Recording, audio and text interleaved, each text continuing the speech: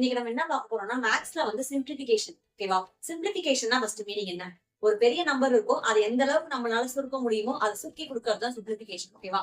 இன்னைக்கு இந்த நம்பர் இதுல வந்து சிம்பிளிபிகேஷன்ஸ் நிறைய மெத்தட்ஸ் இருக்கு. அதுல ஃபர்ஸ்ட் பார்க்க போறது இந்த மெத்தட்ல ஒரு சம் வந்தா அதை எப்படி சால்வ் பண்றதுன்றத பார்ப்போம் வாங்க. சிம்பிளா சொல்லணும்னா இங்க வந்து ஒரு நம்பர் கொடுத்துருக்காங்க. இந்த பேர்ல ஒரு நம்பர் இருக்கு. ஓகேவா? அடுத்தது இந்த பேர்ல ஒரு நம்பர் இருக்கு. இது ரெண்டுத்துக்குமே சம்மந்தம் இல்லாத கீழே ஒரு நம்பர் இருக்கு. கரெக்டா?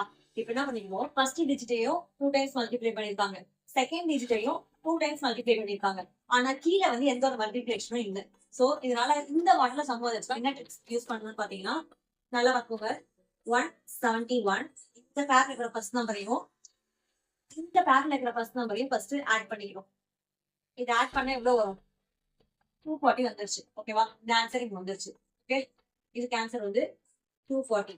இப்போ வந்து என்ன பண்ணணும்னா, செகண்ட்ல ஒரு நம்பர் இருக்குல்ல, 171 மைனஸ் இந்த 69 போடணும். ஓகேவா?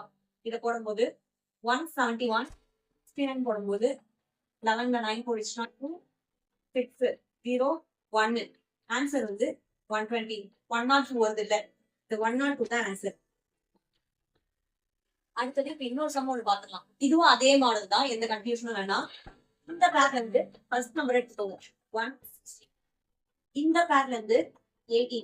ஃபர்ஸ்ட் என்ன சொன்னேன், ஃபர்ஸ்ட் எடுத்தோடனே ஆட் பண்ணிக்கணும்னு சொன்னா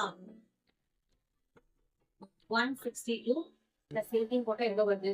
8 8 6 7 8 180 வருது. ஓகேவா? இப்போ 180. அடுத்தது 162 மைனஸ் 80 போட்டா எவ்வளவு வருது? 162 மைனஸ் 18 12 8 போயிடுச்சுன்னா 4. இங்க 5 ஆயிடும். 5ல 1 போயிடுச்சுன்னா 4. அடுத்தது இந்த 1 அப்படி கீழே இறங்கிடுமா? சோ 144 இங்க ஆல்ரெடி இருக்கு. ஓகேவா? இப்ப இல்லாதது எது? இந்த 180 தானே. சோ இந்த 180 தான் ஆன்சர்.